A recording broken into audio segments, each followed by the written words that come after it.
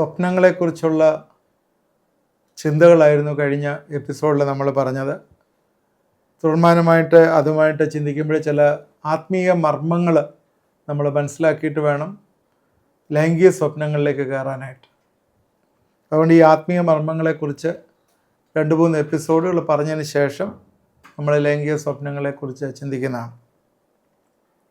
ആത്മീയ ലോകത്തിൽ നടക്കുന്ന ചില കാര്യങ്ങളെക്കുറിച്ച് നേരത്തെ ആദ്യ തുടക്കത്തിൽ തന്നെ കുറേ എപ്പിസോഡുകൾ ഞാൻ ചെയ്തിരുന്നു. നിങ്ങളതെല്ലാം ശ്രദ്ധിച്ചു കാണും എന്ന് വിശ്വസിക്കുന്നു. മെറ്റനോയ യൂട്യൂബ് മിനിസ്ട്രീസ് ഈ ചാനൽ ആളുകളുടെ ഹൃദയത്തിൻ്റെ രൂപാന്തരത്തിന് വേണ്ടി തുടങ്ങിയിരിക്കുന്ന ഒരു ചാനലാണ്. ഹൃദയത്തിൻ്റെ രൂപാന്തരം എന്ന് നമ്മൾ പറയുമ്പോൾ മനുഷ്യന് എക്സ്റ്റേണലായിട്ടുള്ളൊരു കാര്യമല്ല ആവശ്യം, ഇൻറ്റേർണലായിട്ടുള്ള കാര്യമാണ്. ദൈവം ഹൃദയങ്ങളെ നോക്കുന്ന ദൈവമാണ്. അതുകൊണ്ട് ഹൃദയങ്ങളുടെ രൂപാന്തരമാണ് ആവശ്യം. ആത്മീയ കാര്യത്തിൽ നമ്മൾ കൂടുതൽ ശ്രദ്ധ വയ്ക്കണം എന്ന് ഈ നാളിൽ ചിന്തിക്കാനുള്ള കാര്യം, ഈ അന്ത്യകാലമായിരിക്കുന്നതുകൊണ്ട് ആത്മീയമായിട്ടുള്ള കണ്ടൻറ്റ്, ആത്മീയമായിട്ടുള്ള വിഷയങ്ങൾ ഈ ദിവസങ്ങളിൽ ഏറ്റവും പ്രാധാന്യമുള്ളതാണ്. കാണുന്നത് താൽക്കാലികം, കാണാത്തത് നിത്യം എന്നുള്ള ബൈബിൾ വചനത്തിൽ നിന്ന് ഞാൻ തുടങ്ങട്ടെ. അതുകൊണ്ട് കാണാത്ത കാര്യങ്ങളെക്കുറിച്ച് നമ്മൾ കൂടുതൽ പരിജ്ഞാനം വരേണ്ട ഏറ്റവും ആവശ്യമാണ്. പലപ്പോഴും നമ്മൾ ചിന്തിക്കും രക്ഷയെക്കുറിച്ച് നമ്മൾ പഠിച്ചു, രക്ഷിക്കപ്പെട്ടു എന്നൊക്കെ നമ്മൾ ചിന്തിക്കും. ശരിയാണ്, രക്ഷയാണ് ആവശ്യം, മനുഷ്യന് രക്ഷ ആവശ്യമുള്ളൂ. എന്നാൽ പൗലോസ് അവരെക്കുറിച്ച് പറയുന്നത് നിങ്ങൾ ശിശുക്കളാണ്, still you are in diapers എന്നാണ് പറഞ്ഞിരിക്കുന്നത്. നിങ്ങളിപ്പോഴും ഡയപ്പേഴ്സിലാണ് ഇരിക്കുന്നത്. നിങ്ങളെക്കുറിച്ച് ആഗ്രഹിക്കുന്നത് ഒരു ഹയർ തലത്തിലേക്ക് നിങ്ങൾ പോകാനായിട്ടാണ് എന്ന് പൗലോസ് പറയുന്നു. കട്ടിയുള്ള ആഹാരം കഴിക്കണം എന്നുള്ളത്. അതുകൊണ്ട് ഈ സ്പിരിച്വൽ വേൾഡിനെക്കുറിച്ച് ഇന്ന് ആളുകൾ അധികം സംസാരിക്കുകയും പറയാറുമില്ല. കാരണം അതിനെക്കുറിച്ചുള്ള കാര്യങ്ങൾ കാണാത്തതായതുകൊണ്ട് ഒരുപാട് ഡിബേറ്റബിളാണ് എന്നുള്ള സത്യമാണ്. എന്നാൽ ഇന്ന് ചില കാര്യങ്ങൾ ഡിബേറ്റബിളായിട്ടുള്ള കാര്യങ്ങൾ തരാണ്. അത് ബൈബിളിൻ്റെ അടിസ്ഥാനത്തിൽ ചില കാര്യങ്ങൾ പറയാനായിട്ട് ആഗ്രഹിക്കുകയാണ്. ഒന്ന്, ഈ ആത്മാവ് എന്ന് പറയുന്ന സ്പിരിറ്റിനെ ആരും കണ്ടിട്ടില്ല, ആർക്കും കാണാൻ പറ്റത്തില്ല. ഈ സ്പിരിറ്റിന് ഈ ഫിസിക്കൽ വേൾഡിൽ അതിനെ തൊടുവാനായിട്ടോ അല്ലെങ്കിൽ സ്വാധീനിക്കാൻ കഴിയുമെന്ന് നമുക്കറിയാം. ഫിസിക്കൽ വേൾഡിൽ സ്വാധീനിക്കാൻ കഴിയും. എന്നാൽ ആക്ച്വലി മാറ്റേഴ്സിൽ, ഈ മാറ്റർ എന്ന് പറഞ്ഞ ഖരപദാർത്ഥത്തിൽ അല്ലെങ്കിൽ ഈ മാറ്റർ ലിക്വിഡിൽ ഒക്കെ ഈ സ്പിരിറ്റിന് എന്തെങ്കിലും ചെയ്യാനായിട്ട് പറ്റുമോ? കഴിഞ്ഞ ദിവസം എന്നോട് ഒരു വ്യക്തി ഫോണിൽ കൂടി സംസാരിക്കുമ്പോൾ പറയായിരുന്നു, ഒരു പൈശാചിക ശക്തി വന്നതിന് ശേഷം ആ ഭവനത്തിൽ ഈ അഴുകിയ സ്മെല്ല്, ആ 2 റൂമിൽ പുള്ളി താമസിക്കുന്ന വേറെ റൂമിലും നിന്ന് കഴിയുമ്പോൾ അഴുകിയ സ്മെല്ലാണ് വരുന്നത്. പുള്ളി അവിടെ എല്ലാം അടിച്ചു വാരി എല്ലാം ക്ലീൻ ചെയ്ത് നോക്കി, എന്നിട്ടൊന്നും അവിടെ നിന്നും ചത്ത് കിടക്കുന്ന ഒന്നുമില്ല. അഴുകിയ ഒരു സ്മെല്ല്, ഇറച്ചി ഒക്കെ ഇങ്ങനെ അഴുകുമ്പോൾ ഒരു സ്മെല്ല് വരുമല്ലോ, അതുപോലൊരു സ്മെല്ലാണ് ആ റൂമിൽ നിന്ന് വരുന്നത്. എന്നോട് വിളിച്ചു ചോദിച്ചു. ഞാൻ പറഞ്ഞു നമുക്ക് പ്രാർത്ഥിക്കാമെന്ന് പറഞ്ഞ് പ്രാർത്ഥിച്ചു. അതിനുശേഷം അദ്ദേഹത്തോട് പറയും, നിങ്ങൾ യേശുവിൻ്റെ നാമത്തിൽ ആ റൂമിലെല്ലാം നടന്ന് ഈ പൈശാചിക ശക്തികളെ ഒന്ന് ബത്സിച്ച് ഒന്ന് പ്രാർത്ഥിക്കാൻ പറഞ്ഞു. പ്രാർത്ഥിച്ചു കഴിഞ്ഞ് കുറച്ച് കഴിഞ്ഞപ്പോഴേ ആ മണമെല്ലാം അവിടെ നിന്ന് മാറിയതായിട്ട് കാണും. ആരാണ് ഈ മണം അദ്ദേഹത്തിന് കൊണ്ടു കൊടുത്തത്? ഇതിനെക്കുറിച്ച് നമുക്ക് ഡിബേറ്റബിളായിട്ടുള്ള ക്വസ്റ്റ്യൻസാണ്. ഇങ്ങനെ ഈ മണമൊക്കെ വരുന്നു, ഇങ്ങനെയൊക്കെയുള്ള. അപ്പോഴൊരു കാര്യം ഓർക്കുക, ഈ സ്പിരിറ്റിന്, ഈ ആത്മീയമായിട്ടുള്ള ലോകത്തിലുള്ള, അല്ലെങ്കിൽ ആത്മീയ ലോകം എന്ന് പറയുന്നത് നമ്മൾ പറയുന്നതെല്ലാം ഈ 4th dimension, 5th dimension, 6th and 7th ഡയമെൻഷനിലുള്ള കാര്യങ്ങളാണ്. 3rd ഡയമെൻഷനിലുള്ള കാര്യങ്ങൾ മാത്രമേ നമുക്കറിയാവുള്ളൂ. ഈ 4th ഡയമെൻഷനിൽ ഈ സ്പിരിറ്റിന് ഈ ഫിസിക്കൽ വേൾഡിലുള്ള കാര്യങ്ങളെ തൊടുവാനോ ഇൻഫ്ലുവൻസ് ചെയ്യാനോ കഴിയും. ഇൻഫ്ലുവൻസ് ചെയ്യാൻ കഴിയുമെന്ന് നമുക്കറിയാം. പൈശാച് ബാധയും പിശാചിൻ്റെ അറ്റാക്കും ഒക്കെ നമുക്കറിയാവുന്നതാണ്.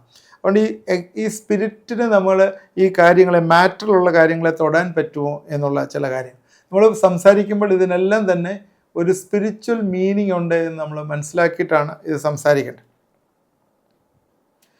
നേരത്തെ നമ്മൾ ചിന്തിച്ചാണ് എബ്രായർക്ക് ലേഖനം 9-ാം അധ്യായത്തിൻ്റെ 14-ാം വാക്യത്തിൽ നമ്മൾ ചിന്തിച്ചു. 14-13 തൊട്ട് ഞാൻ വായിക്കാം. ആട്ടുകൊറ്റന്മാരുടെയും കാളുകളുടെയും രക്തവും മലിനപ്പെട്ടവരുടെ മേൽ തളിക്കുന്ന പശുഭസ്മവും ജഡീയ ശക്തി വരുത്തുന്നു എങ്കിൽ നിത്യാത്മാവിനാൽ ദൈവത്തിന് തന്നെത്താൻ നിഷ്കളങ്കനായി അർപ്പിച്ച ക്രിസ്തുവിൻ്റെ രക്തം ജീവനുള്ള ദൈവത്തെ ആരാധിപ്പാൻ നിങ്ങളുടെ മനസ്സാക്ഷിയെ നിർജീവ പ്രവൃത്തികളെ പോക്കി എത്രയധികം ശുദ്ധീകരിക്കും. അപ്പോൾ ഇവിടെ കാണുന്ന യേശുവിൻ്റെ രക്തം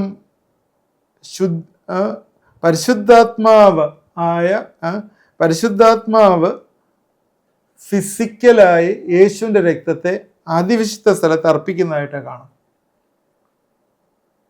വേറെ രീതിയിൽ പറഞ്ഞാൽ ഈ സ്പിരിറ്റ്, ഇവിടെ ഹോളി സ്പിരിറ്റിനെ കുറിച്ചാണ് പറയുന്നത്. യേശുവിൻ്റെ രക്തത്തെ കൊണ്ടുപോയി അതിവിശുദ്ധ സ്ഥലത്ത് അർപ്പിക്കുന്നു. ഇതിൻ്റെ പിന്നിലെ ഒരു കാര്യമുണ്ട്, നമുക്കറിയാം. എബ്രായർക്ക് എഴുതിയ ലേഖനം 8-ാം അധ്യായത്തിൻ്റെ 5-ാം വാക്യത്തിൽ ദൈവം മോശയോട് കൽപ്പിച്ച കാര്യമാണ്. കൂടാരം തീർപ്പാൻ മോശ ആരംഭിച്ചപ്പോൾ പർവ്വതത്തിൽ നിനക്ക് കാണിച്ച മാതൃക പ്രകാരം നീ സകലം ചെയ്യുവാൻ നോക്ക എന്ന് അവനോട് അരുളിച്ചതുപോലെ അവൻ സ്വർഗീയത്തിൻ്റെ ദൃഷ്ടാന്തവും നിഴലുമായതിൽ ശുശ്രൂഷ ചെയ്യുന്നു. സ്വർഗത്തിലൊരു ടെമ്പിളുണ്ട്, സ്വർഗത്തിലൊരു ആലയമുണ്ട്. അതിൻ്റെ മോഡലിലായിരുന്നു മോശ ഈ ടെൻറ്റ് പണിഞ്ഞത് നമുക്കറിയാം. അവിടെ ആർക്ക് ഓഫ് കവനൻ്റ് ഉണ്ട്, അതിൽ യേശുവിൻ്റെ രക്തം ചെയ്യുന്നു എന്ന് പറയുന്നു. അത് പഴയ നിയമത്തിലെ ആർക്ക് ഓഫ് കവനൻ്റിൽ യേശുവിൻ്റെ രക്തമല്ല, തെറ്റിപ്പോയി. ഈ കാളകളെ ബലി കഴിച്ചിട്ട്, അല്ലെങ്കിൽ ആടുകളെ ബലി കഴിച്ച് അതിൻ്റെ രക്തം മനുഷ്യരുടെ പാപങ്ങൾക്ക് വേണ്ടി തളിക്കുന്നു. ഇതുപോലെ തന്നെയാണ് നേരത്തെ വായിച്ച പോലെ എബ്രായർ 9 അതിൻ്റെ പൂർത്തീകരണമാണ് യേശുവിൻ്റെ രക്തം. അപ്പോൾ യേശുവിൻ്റെ രക്തം ശുദ്ധീകരിക്കുന്നു എന്ന് പറഞ്ഞാൽ, ആത്മാവ് കൊണ്ടുപോയി അത് സ്പ്രിങ്കിൾ ചെയ്യുന്നു എന്ന് പറഞ്ഞാൽ, അതുപോലെ തന്നെ നേരത്തെ ദൈവത്തിൻ്റെ സ്വർഗത്തിലുള്ള ടെമ്പിളിലെ യേശുവിൻ്റെ രക്തം നമുക്കും തളിച്ച് പ്രാർത്ഥിക്കാനായിട്ട് പറ്റും. ഞാൻ വിടുതൽ ശുശ്രൂഷയുടെ സമയത്ത് പ്രത്യേകം പറഞ്ഞാണ്, നമ്മൾ ആത്മീയമായിട്ട് യേശുവിൻ്റെ രക്തം തളിച്ച് നമ്മുടെ ആത്മാവിൻ്റെയും ദേഹിയുടെയും നമ്മുടെ അവയവങ്ങൾ തളിച്ച് പ്രാർത്ഥിക്കുന്ന കാര്യം പറഞ്ഞു. ഇതുപോലെ തന്നെയാണ് ആത്മീയമായിട്ട് ഉള്ള ഈ ആത്മാവിന് ഫിസിക്കലായിട്ടുള്ള കാര്യങ്ങളെ തൊടുവാനായിട്ട് പറ്റും. രോഗം മാറിപ്പോകട്ടെ എന്ന് പ്രാർത്ഥിക്കുമ്പോഴേ, ശരിക്കും അത് നമ്മൾ ഈ ഫിസിക്കൽ വേൾഡിലിരുന്ന് പ്രാർത്ഥിക്കുമ്പോഴേ, അത് സ്പിരിച്വൽ വേൾഡിലുള്ള ഈ പൈശാചിക ശക്തി അത് മനസ്സിലാക്കി അതിൽ നിന്ന് മാറിപ്പോകുന്നതായിട്ട് നമുക്ക് കാണും. ഇപ്പം ദൈവം സ്വർഗത്തിലുണ്ട്, അവിടെ ഒരു ദേവാലയമുണ്ട്. ആ ദേവാലയത്തിൽ ദൈവത്തിൻ്റെ പ്രസൻസ് ഉണ്ട്. ഈ ദേവാലയത്തിലാണ് യേശുവിൻ്റെ രക്തം പരിശുദ്ധാത്മാവ് കൊണ്ടുപോയി അർപ്പിച്ചത്. ഇതിനെക്കുറിച്ച് നമുക്കാർക്കും സംശയമില്ല എന്ന് ഞാൻ വിശ്വസിക്കുന്നു. ഇതേ കാര്യം തന്നെ സ്വർഗത്തിൽ ദൈവത്തിൻ്റെ ദേവാലയം ഉണ്ടെന്നുള്ളത് റെവലേഷൻസ്, വെളിപ്പാട് പുസ്തകം 11:19 എഴുതിയിട്ടുണ്ട്. അപ്പോൾ സ്വർഗത്തിലെ ദേവാലയം തുറന്നു, അവൻ്റെ നിയമപെട്ടകം അവൻ്റെ ആലയത്തിൽ പ്രത്യക്ഷമായി. മിന്നലും നാദവും ഇടിമുഴക്കവും ഭൂകമ്പവും വലിയ കന്മഴയും ഉണ്ടായി. ഇത് വെളിപ്പാട് പുസ്തകം 11-ാം അധ്യായത്തിൻ്റെ 19-ാം വാക്യത്തിൽ പറയുന്ന കാര്യമാണ്.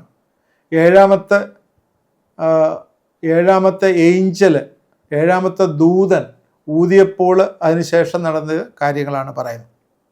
അപ്പോൾ ഒരു കാര്യം ഓർക്കുക, ഈ ഫിസിക്കലായിട്ടുള്ള കാര്യങ്ങളിൽ ഈ ദൂതന്മാർക്ക് അല്ലെങ്കിൽ ഈ സ്പിരിറ്റിന് അത് തൊടാനായിട്ട് പറ്റും. ബെത്സയിദ കുളത്തിൽ യോഹന്നാൻ്റെ സുവിശേഷം 5-ാം അധ്യായത്തിൻ്റെ 4-ാം വാക്യത്തിൽ ദൂതൻ വന്ന് വെള്ളം കലക്കുന്നതായിട്ട് കാണാം. ദൂതന്മാർ വന്ന് വെള്ളം കലക്കുന്നു. അത് ഫിസിക്കലായാണ് വെള്ളം കലക്കുന്നത്, അല്ലേ? വെള്ളം കലക്കുമ്പോഴവിടെ ഇറങ്ങുന്നവർക്ക് സൗഖ്യം വരികയാണ്. ഒരു ദൂതന്മാർ സ്പിരിറ്റാണ്, നമ്മളെപ്പോലുള്ള ശരീരമൊന്നുമില്ല. എന്നാൽ അവിടെ വന്നിട്ട് വെള്ളം കലക്കുന്നതായിട്ട് അതിൽ എഴുതിയിട്ടുണ്ട്. അതൊരു ഫിസിക്കലായിട്ടുള്ളതിനെ ദൂതന്മാർക്ക് ടച്ച് ചെയ്യാം. നമ്മൾ ദൂതന്മാരുടെ ശുശ്രൂഷയെക്കുറിച്ച് ഇനി നമ്മൾ സംസാരിക്കുമ്പോൾ how to know that the angel is there, angelic presence അവിടെ ഉണ്ട് എന്നുള്ളത് നമ്മൾ എങ്ങനെ ചിന്തിക്കുക, എങ്ങനെ മനസ്സിലാകും എന്ന് ചോദിച്ചാൽ അല്ല 3-4-5 പോയിന്റുകൾ ഞാൻ പറയുന്നുണ്ട്. അതിലൊരു പോയിന്റാണ് നമുക്ക് പെട്ടെന്ന് തന്നെ നമ്മുടെ ദേഹം ചൂടാവുന്നത് പോലെ, അല്ലെങ്കിൽ നമ്മുടെ ദേഹം കുളിരാവുന്നത് പോലെ, നമ്മുടെ ബോഡിയിൽ തൊടുന്നത് പോലെ ഒക്കെയുള്ള ഫീലിങ്ങുകൾ ദൂതന്മാരുടെ പ്രസൻസിലുണ്ടാവും. ഉണ്ടായിട്ടില്ലെങ്കിൽ അത് നിങ്ങൾ ശ്രദ്ധിക്കുക, ഉണ്ടാവും. ഒരു ഫിസിക്കലായതിൽ ഈ ദൂതന്മാർക്ക് ടച്ച് ചെയ്യാനായിട്ട് പറ്റും. ദൂതന്മാർ എന്ന് പറയുന്ന സ്പിരിറ്റ് ആണെങ്കിൽ ഈവിൾ സ്പിരിറ്റിനും ബോഡിയെ ടച്ച് ചെയ്യാൻ പറ്റും എന്ന് നമ്മൾ മറന്നുപോകരുത്. ഇനി ഈ ദൂതന്മാർക്ക് ഒരുപാട് മാനിഫെസ്റ്റേഷൻസ് ഉണ്ട്. അവർ സംസാരിക്കും, അവർ പറയും, അവരെ കാണാം എന്നൊക്കെയുള്ള കാര്യങ്ങൾ ബൈബിളിലുണ്ട്. യേശുക്രിസ്തു സ്വർഗാരോഹണം ചെയ്ത സമയത്ത് അപ്പോസ്തലപ്രവൃത്തി 1:10 അവർ ആകാശത്തിലേക്ക് ഉറ്റുനോക്കുമ്പോൾ ആരാണ്? ശിഷ്യന്മാർ. വെള്ള വസ്ത്രം ധരിച്ച 2 പുരുഷന്മാർ അവരുടെ അടുക്കൽ നിന്ന്, പിന്നെ ബാക്കിയുള്ള കാര്യങ്ങൾ, വെള്ള വസ്ത്രം ധരിച്ച 2 ദൂതന്മാർ, അവരാണ് പറയുന്നത്, അനൗൺസ് ചെയ്യുന്നത്, യേശുക്രിസ്തു സ്വർഗത്തിൽ പോകുന്നത് നിങ്ങൾ കണ്ടതുപോലെ അവൻ വീണ്ടും വരും എന്നുള്ളത്. ഈ ദൂതന്മാർ they are sent by God. അവരെ ദൈവം അയച്ചിരിക്കുന്നതാണ് ചില കാര്യങ്ങൾ അനൗൺസ് ചെയ്യാനും ഒക്കെ. നമുക്കതെല്ലാം ദൂതന്മാരുടെ ശുശ്രൂഷ പഠിക്കുമ്പോൾ നമുക്ക് പറയാം. ഇതുപോലെ തന്നെ നേരത്തെ നമ്മൾ മറൈൻ സ്പിരിറ്റിനെ കുറിച്ച് പറഞ്ഞ സമയത്ത് പറഞ്ഞാണ്, ഉൽപ്പത്തി പുസ്തകം 6-ാം അധ്യായത്തിലെ സൺസ് ഓഫ് ഗോഡ് എന്ന് പറഞ്ഞൊരു കാറ്റഗറി ഉണ്ടായിരുന്നു. നമ്മൾ പറഞ്ഞാണ്, ഇനി അതിനെ കൂടുതൽ ഞാൻ പറയുന്നില്ല. അവരെ ഒരു ടൈപ്പ് പറഞ്ഞാൽ ഏഞ്ചൽസ് ആണ്. ഈ ഏഞ്ചൽസ് ഒരു സ്പെഷ്യൽ ടൈപ്പ് ഓഫ് ആളുകളാണ്. അവർ ഭൂമിയിൽ വന്നു. അവരെ 2 പത്രോസ് 2:4 അവരെ ചെയിൻ ഇട്ടതായിട്ട് കാണുന്നുണ്ട്. അത് ഞാൻ അന്ന് റെഫർ ചെയ്താണ് പറഞ്ഞതാണ്. ഈ സൺസ് ഓഫ് ഗോഡിനെ പറയുമ്പോഴേ അവർക്ക് ചില സ്പെഷ്യലായിട്ട് അവർക്കൊരു ഫിസിക്കൽ ഫോം എടുക്കാനുള്ളൊരു കഴിവുണ്ടായിരുന്നു. അവിടെ തന്നെ നമ്മൾ ചിന്തിക്കേണ്ടിയിരിക്കുന്നു, അവർക്കൊരു ഫിസിക്കൽ ബോഡി ഉണ്ടായിരുന്നു എന്ന് ചിന്തിക്കേണ്ടിയിരിക്കുന്നു. കാരണം അതുകൊണ്ടാണ് അവർ മനുഷ്യ സ്ത്രീകളുടെ ഒരിക്കൽ വന്നിട്ട്, ഒരു ഫിസിക്കൽ ബോഡി ഉണ്ടെങ്കിൽ അതുമായിട്ട് ബന്ധപ്പെട്ട് അവർക്ക് സ്പേമും ഉണ്ട്. ഒരു സ്പെഷ്യൽ ക്ലാസ് ഓഫ് ഏഞ്ചൽസ് എന്ന് അവർക്ക് പറയാം. അതങ്ങനെ നമുക്ക് പറയാൻ പറ്റുന്നത്, they can take A physical form. അതുകൊണ്ട് ഒരു കാര്യം ഓർക്കുക, ഈ സ്പിരിറ്റിന് തൊടാനായിട്ട് പറ്റും, ഈ സ്പിരിറ്റിന് വെള്ളം കലക്കാൻ പറ്റും, ഈ സ്പിരിറ്റിന് അനൗൺസ് ചെയ്യാൻ പറ്റും. യേശുക്രിസ്തുവിൻ്റെ കല്ലറയിൽ ദൂതന്മാരുണ്ടായിരുന്നു, അവർ അനൗൺസ് ചെയ്ത് നമുക്കറിയാം. അതുപോലെ അവർക്ക് ബോഡിയിൽ മാനിഫെസ്റ്റ് ചെയ്യാൻ പറ്റും എന്ന് നമ്മൾ പറഞ്ഞു പോകാം. രണ്ടാമത്, ശരീരത്തിൻ്റെ 3 കാര്യങ്ങൾ ആത്മീയ മണ്ഡലത്തിൽ പ്രാധാന്യമുണ്ട്. ഒന്ന് രക്തമാണ്. രക്തത്തിന് പ്രാധാന്യമുണ്ട് എന്ന് പറയാനുള്ള കാര്യം, നേരത്തെ പറഞ്ഞു, രക്തമായിരുന്നു പാപമോചനത്തിന് വേണ്ടി ഉപയോഗിച്ചുകൊണ്ടിരുന്നത്. രക്തത്തിലെ ജീവനുള്ളതാണ്. അതിനെക്കുറിച്ച് ഞാൻ ഡീറ്റെയിൽ ആയിട്ട് പറയാം. ഒന്ന് കണ്ണുനീരാണ്. കണ്ണുനീരും പ്രധാനമുള്ള ഒരു കാര്യമാണ്. ബൈബിളിൽ പറയുന്നതാണ്, കണ്ണുനീർ തുരുത്തിയിലാക്കി വയ്ക്കുമോ എന്നൊക്കെയുള്ള കാര്യങ്ങൾ. അതിനെക്കുറിച്ചും പറയാം. മൂന്നാമത് നമ്മുടെ ജീവൻ ഉള്ള കാര്യമാണ്, നമ്മുടെ റീപ്രൊഡക്ഷന് സഹായിക്കുന്ന ബീജം, അണ്ഡം എന്നുള്ള കാര്യങ്ങൾ. ആബേലിൻ്റെ രക്തം നിലവിളിക്കുന്നു. ആബേലിൻ്റെ രക്തം, ആബേലിനെ കൊന്നതാണ് നമുക്കറിയാം. ആബേലിൻ്റെ രക്തം നിലവിളിക്കുന്നു എന്ന് പറഞ്ഞിട്ട് ഉൽപ്പത്തി പുസ്തകത്തിൽ എഴുതിക്കുന്ന ഭാഗം എബ്രായർ 12:24 പറയുന്നു, പുതിയ നിയമത്തിൻ്റെ മധ്യസ്ഥനായ യേശുവിനും ഹാബേലിൻ്റെ രക്തത്തേക്കാൾ ഗുണകരമായി സംസാരിക്കുന്ന പുണ്യാഹ രക്തത്തിനും അടുക്കലത്രേ നിങ്ങൾ വന്നിരിക്കുന്നത്. അവിടെയും പറയുന്നുണ്ട് സംസാരിക്കുന്ന രക്തം. ഈ രക്തത്തിന് ജീവനുണ്ട് എന്നുള്ളതാണ് അതിൽ നിന്ന് മനസ്സിലാക്കേണ്ടത്. ഈ രക്തത്തിന് ജീവനുണ്ട് എന്ന് നമ്മൾ പറയുമ്പോൾ ഇതാണ്, അതുകൊണ്ടാണ് ഈ കൂടോത്രം ഒക്കെ ചെയ്യാനായിട്ട് ഇത് ഉപയോഗിക്കുന്നത്. കാരണം അതിനകത്ത് നിന്ന് ഈ പൈശാചിക മണ്ഡലത്തിൽ അതിനൊരു പ്രാധാന്യമുണ്ട്. ഇതുപോലെ തന്നെയാണ് നമ്മൾ ഈ അബോർഷൻ ഒക്കെ നടത്തി കഴിയുമ്പോഴേ അതൊരു സാത്താന് വേണ്ടിയുള്ളൊരു ബ്ലഡ് സാക്രിഫൈസായി തീരുകയാണ്. ആ ജീവനാണ് കൊടുക്കുന്നത്. മിസ്കാരേജ് എന്ന് പറയുന്നത് നമ്മുടെ അല്ലാത്ത കാരണം കൊണ്ടുണ്ടാകുന്നതാണ്. എന്നാൽ അബോർഷൻ എന്ന് പറയുന്നത് ശരിക്കും പറഞ്ഞാൽ ഒരു ബ്ലഡ് സാക്രിഫൈസാണ്. സാത്താന് ഒന്നും ക്രിയേറ്റ് ചെയ്യാനായിട്ട് പറ്റത്തില്ല. സാത്താന് ഒന്നും ക്രിയേറ്റ് ചെയ്യാനായിട്ട് പറ്റില്ല, അവൻ ദൈവമല്ല. എന്നാൽ സാത്താനെ സംബന്ധിച്ചിടത്തോളം ദൈവത്തിൻ്റെ പ്രമാണമാണ് പഴയ നിയമത്തിൽ തന്നെ വിശുദ്ധീകരിക്കാനായിട്ട് ഉപയോഗിക്കുന്ന ബ്ലഡ്, അല്ലെങ്കിൽ അതിൽ ജീവൻ ഉള്ളതായതുകൊണ്ട് നമ്മൾ ആ ബ്ലഡ് സാത്താന് കിട്ടിക്കഴിഞ്ഞാൽ അവൻ്റെ ശക്തി വർദ്ധിപ്പിക്കാനായിട്ട് അത് ഉപയോഗിക്കും. അതുകൊണ്ടാണല്ലോ ബലികളുമൊക്കെ ഉള്ളത്. നമുക്കറിയാം, ബലികളുണ്ട് ഈ കൂടോത്രത്തിനകത്തുമൊക്കെ തന്നെ അത് ചെയ്യുന്നതൊക്കെ നമുക്കറിയാം. അതുകൊണ്ട് ഈ റിപ്പീറ്റഡ് ഈ പ്രത്യേകിച്ചും ഈ അബോർഷൻ ഒക്കെ നമ്മൾ ആളുകൾ ചെയ്യുമ്പോഴേ സാത്താൻ അവിടെ കൂടുതൽ ശക്തി പ്രാപിക്കുക ചെയ്യുന്നത്. അതുകൊണ്ട് പല കേസസ് അതുമായിട്ട് ആ കുടുംബങ്ങളിലേക്ക് വരുന്നത് നമുക്കറിയാം. അതുപോലെ തന്നെയാണ് ചില വ്യക്തിത്വങ്ങളിലെ ഈ റിപ്പീറ്റഡ് ആയിട്ടുള്ള മിസ്കാരേജ് ഉണ്ടാകുന്നുണ്ട്. റിപ്പീറ്റഡ് ആയിട്ടുള്ള മിസ്കാരേജ് ഉണ്ടെങ്കിൽ നിങ്ങൾ തീർച്ചയായും പ്രാർത്ഥിക്കണം അതിൽ നിന്ന് ഒഴിവാവാൻ. കാരണം അത് ചിലപ്പോഴതൊരു പൈശാചി അറ്റാക്കാണ്. കാരണം നിങ്ങളുടെ കുടുംബത്തിലെ ഒരു തലമുറ വരാതിരിക്കാനായിട്ട് പിശാച് ചെയ്യുന്ന ചില പണികളാണ്. സോ അങ്ങനെയുള്ള കേസിൽ പോലും ചില കേസുകളിൽ അത് നിങ്ങൾ പ്രാർത്ഥിച്ച് ജയമെടുക്കാൻ പറ്റിയില്ലെങ്കിൽ you have to meet a servant of God, ദൈവത്തിൻ്റെ ഒരു ദാസനെ കാണുകയും പ്രാർത്ഥിക്കുകയും ചെയ്യണം.